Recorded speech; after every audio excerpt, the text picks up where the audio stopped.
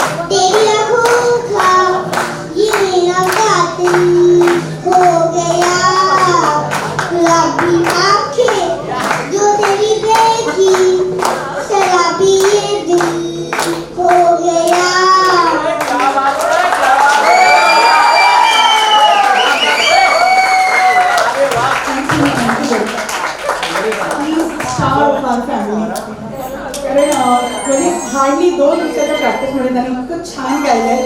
म्हणजे त्याला फॉर्च्युनेटली थोडी सुराची जाण आहे असं आम्हाला वाटतं. मस्त मस्त वेदन, एकदम छान. तुमच्यासाठी अजून एक सरप्राईज आहे, पण एका मागून एक नको, थोडं त्यालाही रिलॅक्स होऊ दे.